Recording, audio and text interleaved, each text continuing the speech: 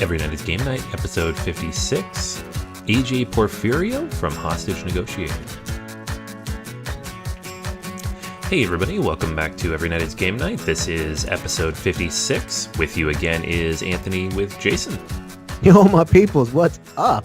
All right, guys, so we have a special episode for you this week. We are welcoming the designer of everybody's favorite dice roll and solo game, Hostage Negotiator, AJ Porfirior.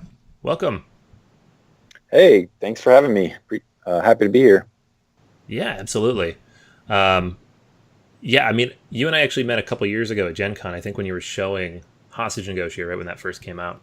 And that was like before I had started this solo journey of my own. So it was kind of a new thing for me to play a solo game. It was one of the first, I guess, solo-only games that I was exposed to. So it's kind of cool to come back like 2 years later after playing all of them and have this conversation.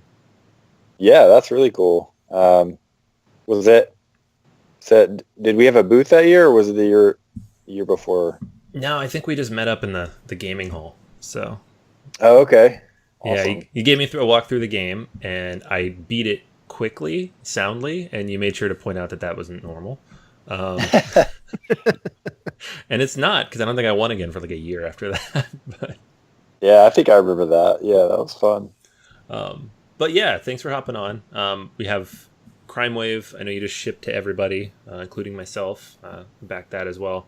And so a lot of Hostage Negotiator out there, a lot of new content. And so we thought it'd be a good time to hop on and have a conversation about kind of the background and history of where it's come from and the new content you have out now and kind of where you're heading in the future.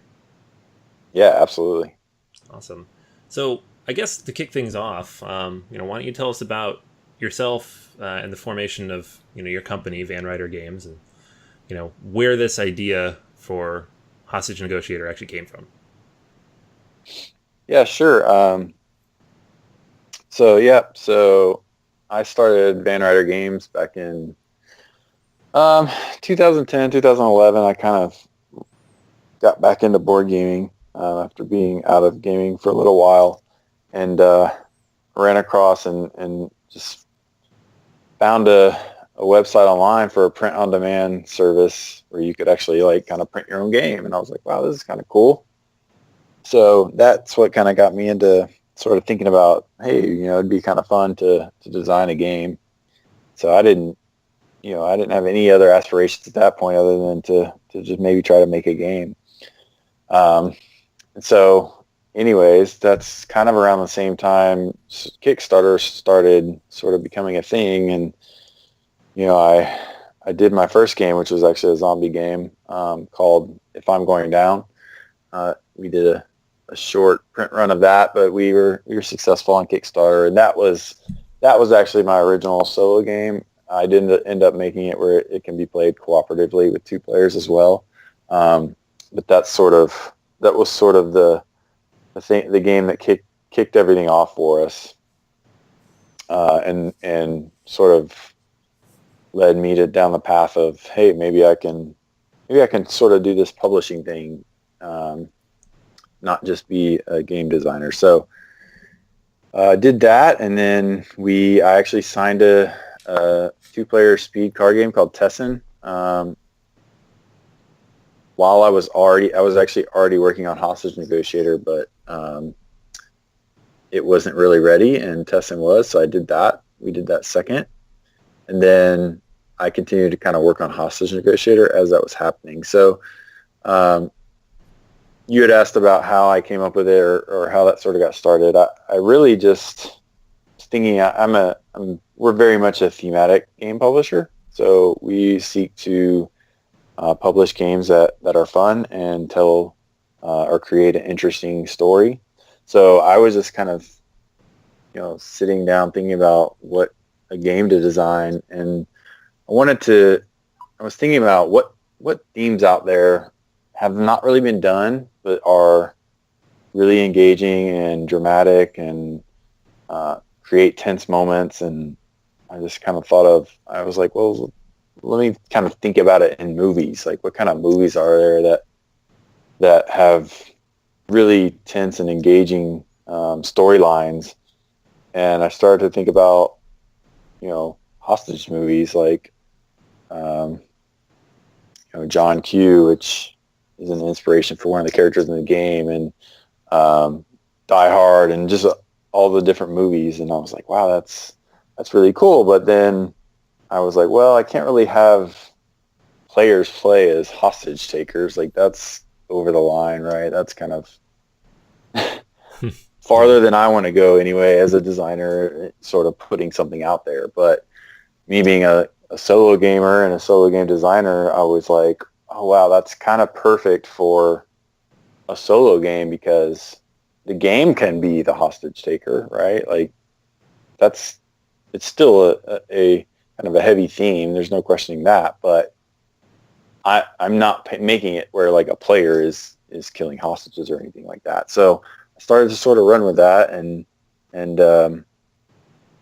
I always wanted to do something with deck building, but I wanted to do something different. And one of the things I really never loved that much about deck building is when you buy a card and it goes in your discard pile, and then you don't know when it's going to come back. You know it's going to come back, and eventually it does.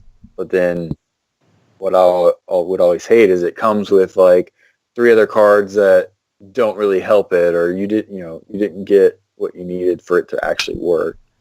And so I kind of had the idea, well, look, what if you took the deck out of it? So that was sort of the inspiration for the core mechanic of Hostage Negotiator, which I call hand building, and have since it came out. There's other games I think that are using that term now for sort of different things, but and the reason is because when you buy the cards in Hostage Negotiator, they go straight into your hand. So you're not left wondering when you're going to have it, and you can kind of set up your combos and get the cards you want in your hand. And it just really made for this, I think, pretty engaging and actually matched the theme really well. And kind of rambling here, but that's sort of what led to Hostage Negotiator becoming what it is today. Awesome. Yeah. I mean, I remember when it first hit Kickstarter, again, not being a solo gamer at the time, at least not yet, being, I guess, like a lot of people who aren't solo gamers, thinking, well, who you could play a game by yourself, I guess. But then it was pretty successful. Like, were you surprised by how many people jumped on and backed the game in that initial Kickstarter? Yeah. Oh, yeah. Absolutely. So, I mean, I had done 2 successful Kickstarters already at that point, so I felt pretty good going in. But solitaire gaming then, I mean, there was definitely solitaire gaming. Don't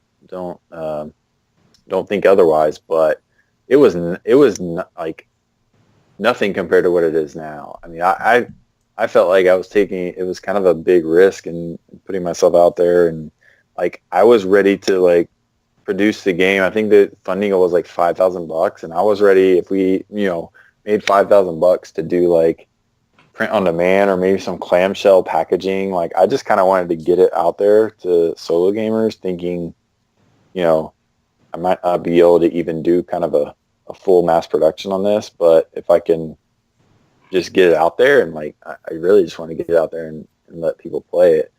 And so we ended up making it. I think it was, I haven't even looked or remembered in a while, but I think it was $44,000 or something dollars, which for a little $25 retail portable solo game was unheard of at that point. I think it was, at least for a while, the highest solo only funded game. So yeah, I was blown away by the reception, and really thrilled me because it allowed us to do everything I wanted to do with it, and including a 2-piece telescoping box and full solid linen finished cards, and little cool hostage meeples, and like just everything exactly how I would have made the game if money was no object. Kickstarter allowed us to do that. So yeah, I was over the moon and completely not expecting any of that. Yeah, no, that's pretty cool. And then fast forward 2 years, 3 years later, and there are now 3 Kickstarters for this game. So yeah, so we did a second printing. The first printing sold out, very quickly after it went into distribution. So we quickly realized, we need to get more copies out there. And so we went ahead and kickstarted the second printing, and more abductor packs, and added some negotiator cards and things like that. So yeah, we've been able to just keep expanding the game. The following and the success of it has allowed us to do that. And then, as you mentioned, Crime Wave kickstarted last year, and we made 180,000 on that, which was unbelievable and super exciting. So, and I had it in my mind for a while that I wanted. I knew after the first four abductor packs, you could fit them in the original box if you took out the insert, and it was pretty tight, but you could do it. But I didn't want to stop there, so I knew I was going to have another solution for the box. So Crime Wave comes with plenty of room to actually even keep the original box itself in there, as well as all the cards so far. And then it will also be able to hold the future content we have planned. And the reception to the box, with a few exceptions of people who don't like how big it is, because it is pretty good size. But the reception has been overwhelmingly positive in terms of it being able to hold everything, and how we have, an insert in there, a packing sheet that tells you how to organize the game. The feedback has just been really positive. Yeah. I personally love the box, because setting the game up before, when you had all the abductor packs kind of crammed into the smaller box, you're sifting through and trying to make sure you have all the right cards. If you start bagging everything, then there's not quite enough room. So it's nice because it's all divided, and you just pull out what you need and get the game set up quick, which is cool. Yep, for sure. So, you mentioned theme being super important, and it definitely comes through, because each of these abductor packs is, in some ways derived or pulled or inspired by some form of pop culture. You mentioned Die Hard and some of the other stuff in there. This particular wave with Crime Wave, I know you worked with other designers for those abductor packs. Mm-hmm. So what was it like bringing in other people to kind of take your system and do new and interesting things with it? How involved were you in that process? Yeah, the short answer is it was fantastic. I've loved working with other designers on their own games as a publisher, and to work on my own design with other designers is really thrilling. The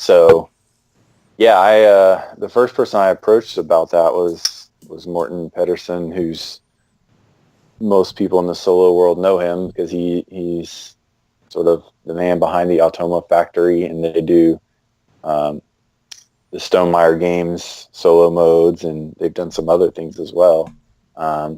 And early on, just in the first printing, I kind of met Morten. He did a blog post, and we kind of developed a little bit of a relationship, and I just have so much respect for what he's done for the solo community. So he was, really high on my list to be someone to sort of approach. And so, and with me having to spread my time to other duties for Ryder Games, my time to be able to design is less than I would like sometimes. But I wanted to get other people's ideas, and people I knew who had played the game and loved the game and that were designers, I wanted to work with. So approached him. He had a really cool idea about doing a sort of a cult, which his inspiration was sort of came from the whole Branch Davidian thing in Dallas.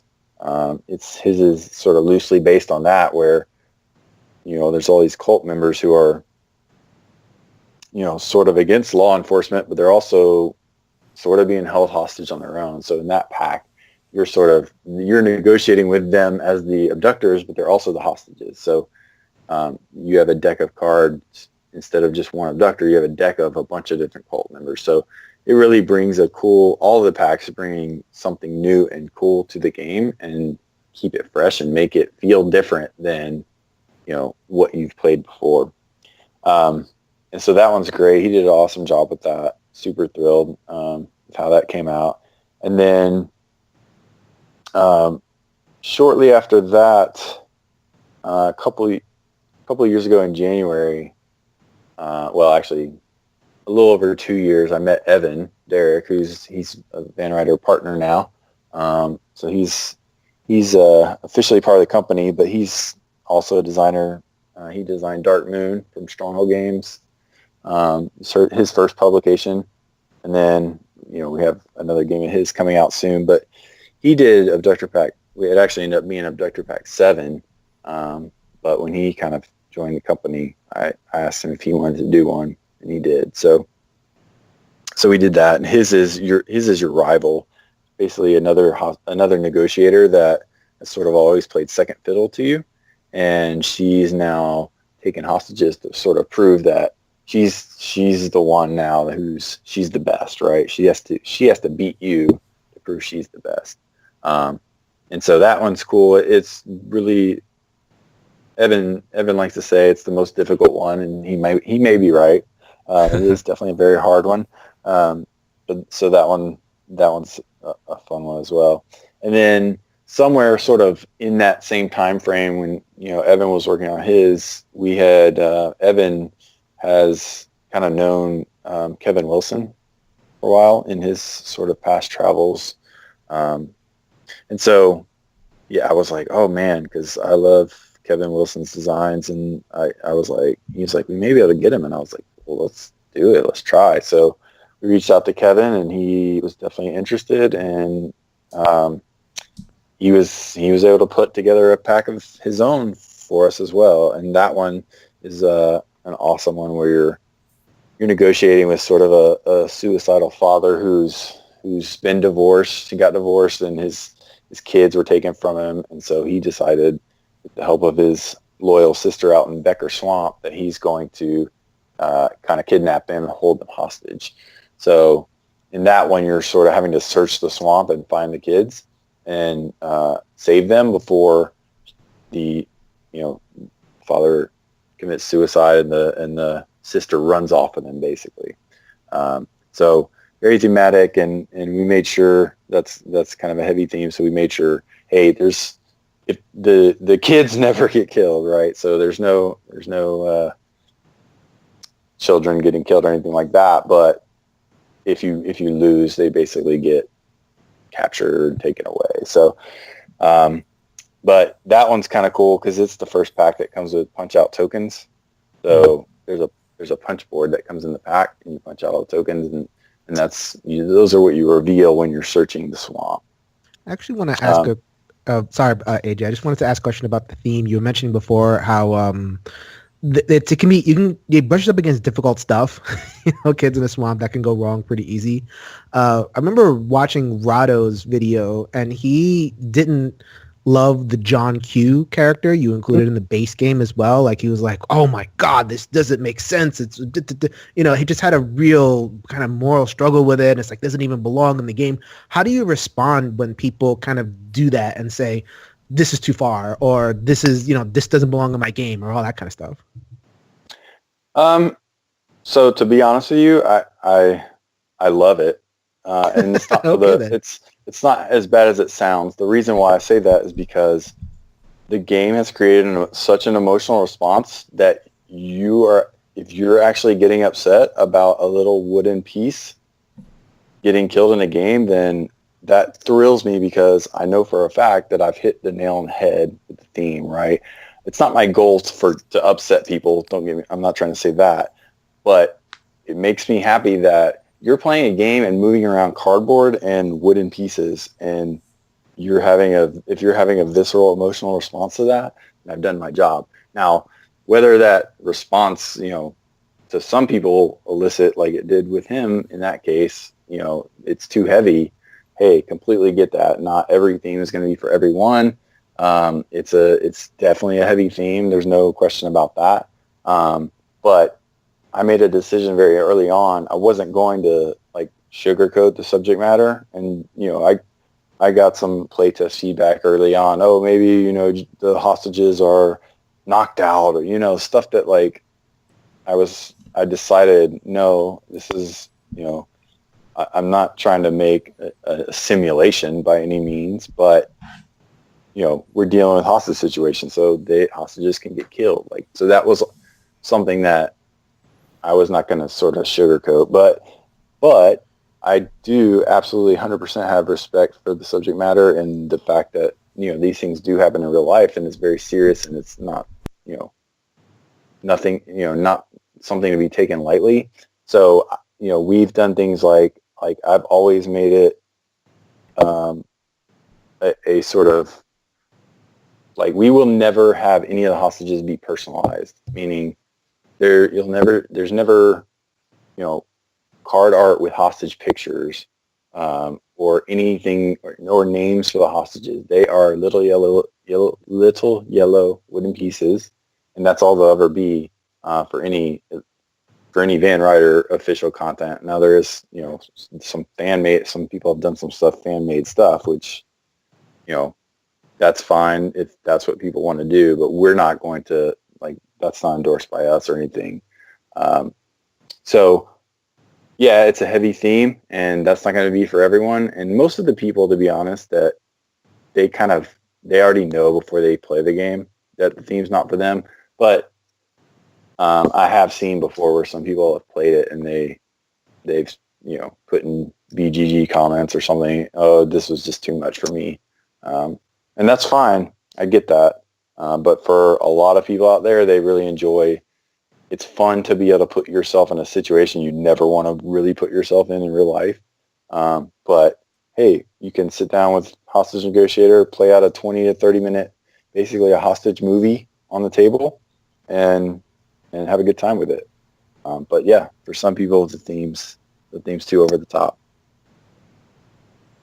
Yeah, I mean, I could see that, especially with what it is. But your response definitely makes sense, and I feel like the integration of, a lot of these things are based on, like you said, movies or pop culture figures. So it kind of adds that kind of layer of familiarity, at least for a lot of people.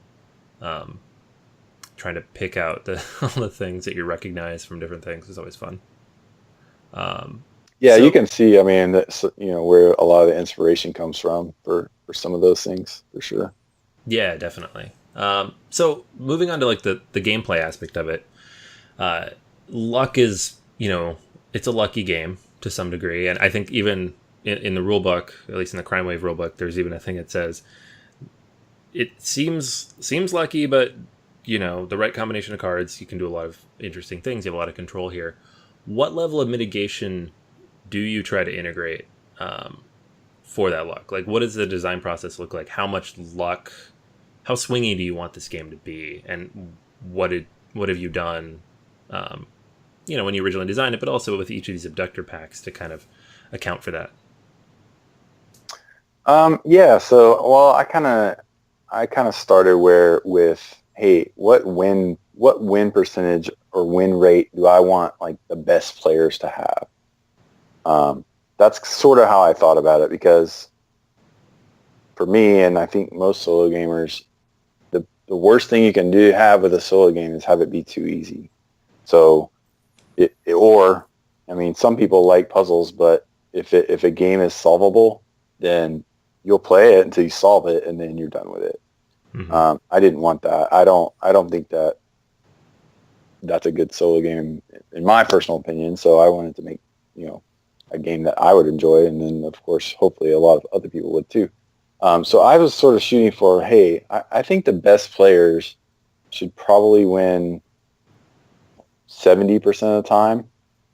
I don't ever want the best players to think, oh, I could just beat this every time. And for your average players, 50%, 50, 40, 50%, I'm happy with.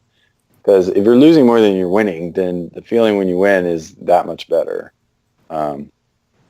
And so what I've found is, and so to your point, yes, it's a risk management game, and it has dice. So, it's going to happen. It can happen where you are just going to roll so bad that, you might not have a chance. But I think most of the games fall within the means, meaning you're going to roll a fairly average number of successes and have a chance to win, depending on the decisions you're making.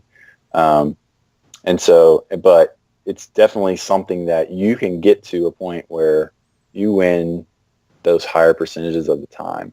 And what happens a lot of times, what I see is there's just people's brains work differently. So some people, they just may not get the probability aspects of gaming, and they don't understand that, or it just doesn't work right in their brain that, hey, I made all the right decisions here and gave myself the best chance, but I still lost. That some people just perceive that as, oh, I got unlucky, I lost because I just rolled bad. And, there may be some truth to that, but if you make all the right decisions and save, all the hostages you can, and then get to the end and you have a chance to win and the dice don't go your way, that doesn't mean you played badly or that the game was all luck. It means that, hey, you took it as far as you could, and then unfortunately it didn't work out in the end.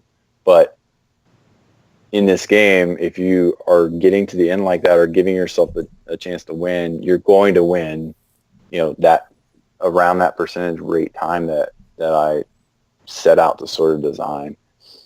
And that's assuming you sort of get all the concepts in the game, discarding cards for conversation points and building your hand so that you can convert fours to successes and doing those things to mitigate the luck that you need to do.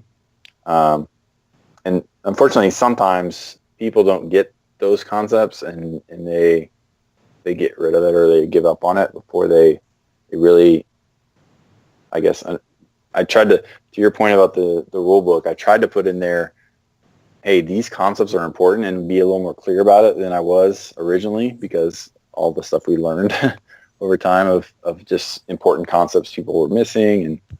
And usually, like, I'll see the light bulb go on if I interact with someone and they're not getting those things, and then I sort of explain a few things, and then they go, oh, okay. Like, perfect example, this year at Gen Con, we have Crime Wave there, so we're demoing that and showing that and selling that, and had a guy come up and he said, this game is not really beatable. So why should I buy this? I have the original. I can't ever beat it. It's not fun. I don't feel like I have a chance. And I knew exactly what was happening, because I've seen this a lot. So I know right off the bat, there's probably no chance that he may not even know about discarding a card for a conversation point. And even if he does, he's not using it, or he's probably using it, not using it nearly enough. So I said, hey, I'm going to show you an extreme example of how you can do something to get ahead in this game without ever rolling the dice. So I set up the game and I said, okay, here's our starting hands of 6 cards, right? I took all 6 cards and I laid them down. And I said, I'm just going to take 6 conversation points for these 6 cards. I haven't rolled the dice. And I said, okay, so now I can buy any of these cards up to 6 points worth. I could buy a major extraction if I wanted, right off the bat. And he just went, oh my gosh, like, it just like a total light bulb moment for him. Like, hey, yeah, sometimes you want to roll for the cards because you can get cool things if you succeed. But sometimes it's like, hey, not risking the penalties is just as valuable. So just him seeing that, like, wow, you can, and that was just with me having 6 cards. Like, if you build more, you can do that, leverage that even more. And that's just kind of an extreme example, but some of those like subtle concepts people don't get right away are very important to actually having some success in the game. Oh, I actually want to drill down. I'm sorry. Do you have a little bit No, more? go ahead. Cool. I actually wanted to just drill down a little bit more on the luck thing. So I'm actually in my real life, I'm a psychotherapist. So I was really into the whole crisis counseling thing because I've done that. I know I've never been a hostage person, but like, dealing with people in crisis, you actually do a pretty good job of simulating, calm down and the kind of rhythms of it, which to your credit, totally. It's really awesome. But in terms of like the cognitive of it, I feel like the things that leap out about a game like this are the beginning and the end. if that makes sense. So like you made reference to the end, right? You did all your stuff and you got all your tactics and you had, the +4 rolling, like, turn 4s into successes and all your re-rolls and you still lose. So that kind of sticks with people. So that can kind of give people a bad impression. You can also have a bad beginning. So like, let's say you don't do the 6-card discard and you do kind of a smart thing. You reveal a demand, right? You play that, you get no successes. You play the other one, you get no successes. And you play a small talk, and then the game shuts down because you failed. And then you turn over an event card that has, like, if unrevealed demands, extra threat, and bad stuff happens. So, like, it's conceivable to have, like, a really crappy first turn in Hostage Negotiator, where in most dice games, like Yahtzee, I'm thinking, or whatever, like, your first turn is generally pretty good. Like, you can't really fail because it's the whole game's open to you.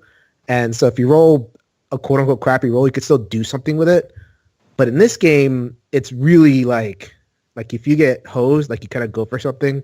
So I'm thinking like, I don't know what, like if you've encountered that, like when I read the comments about, oh, this game is too lucky, it's always people mentioning either the first turn or the last turn. I don't know if you've made that, if you've observed that. I think, no, that's fair. I think you see that more with the beginning than you do the end. And it's kind of what you're saying, but I mean, what I would say I think people fall into patterns of like, oh, I'm just always, it's kind of what you said. I'm always just going to try to reveal the demands the first turn, which granted is a perfectly fine and reasonable approach. But to your point, if you fail both of those, increase, even though the terror card may, you may get hit with one of those additional penalties if you have an unrevealed demand, it's not always necessarily the best approach to just try to get those right away. Like you could try to keep cool and try to get the threat down, which if you fail those, you lose a conversation point. That's not the end of the world.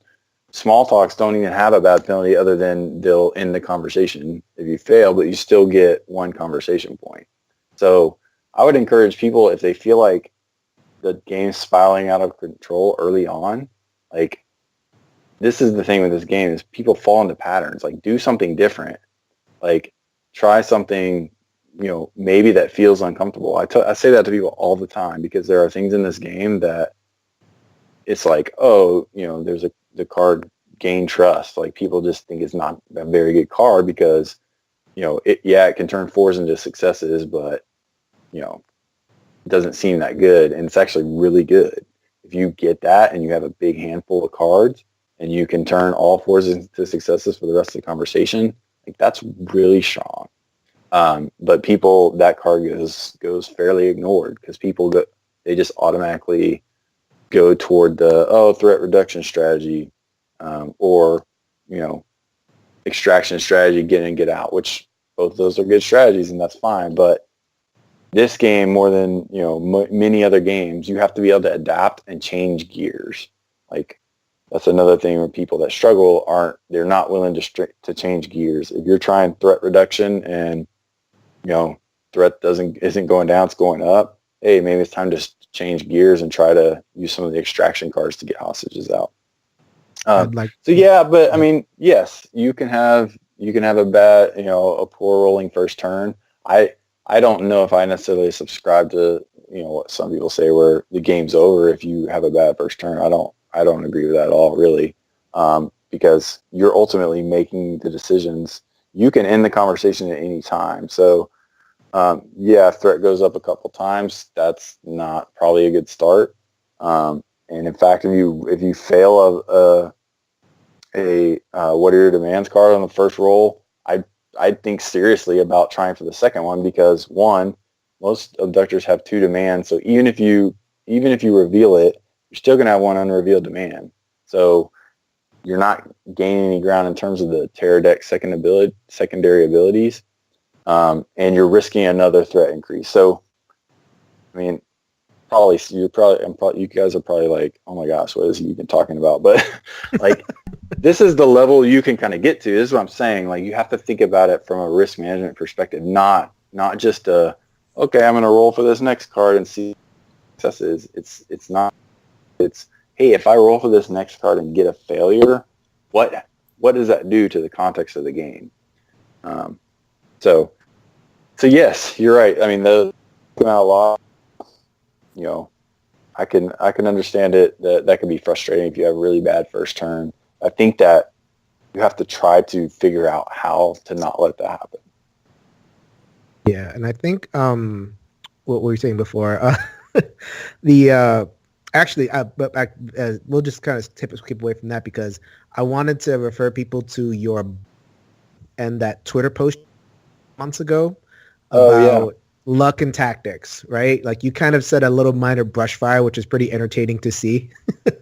Yeah, I actually ended up on another podcast because of that post. Yeah, But the State of Games podcast. So I recommend that one. That's a really good one. yeah, oh yeah, those guys are great. Yeah, you can go on our website, vanridergames.com, and there's a little blog section. I have no idea how to write a blog or like market a blog, so there's probably been like 3 people read it, but but yeah, it's out there, and I kind of give some of my thoughts on, you know, tactical games, right, and how sometimes they seem like they're a lot of luck, but there's a lot more going on. So, but hey, I mean, some these types of games aren't for everyone. Like and that's a lot of the discussion we had on that podcast, which is, hey, if you're really strategic minded and you think your mind just works differently, strategically rather than tactically, then a game like Hostage Negotiator is probably not going to appeal that much to you because there's so much thinking on the fly and reacting and what's the best move in this situation, not, hey, what can I do now so that 5 turns from now I can save the hostages. It's more, short term tactical thinking. Yeah, definitely. I mean, I think it's for the people who do like it, including myself. That's the reason why, is you constantly making new decisions, keep you on your feet. And like you said, you're not necessarily going to lose in the first turn. You still have the tactical options every turn after that. So, yeah, and the other thing I would say, just real quick, because I know we're getting close here, but I mean that's also a reason. It's once you know the game, it's 15 minutes, 20 minutes max, right? So, if you get one of those strings of bad luck, it's just really easy to sort of re-rack it and give it another shot. But like I said, I think most of the games kind of fall in the middle, and you'll be able to like sort of.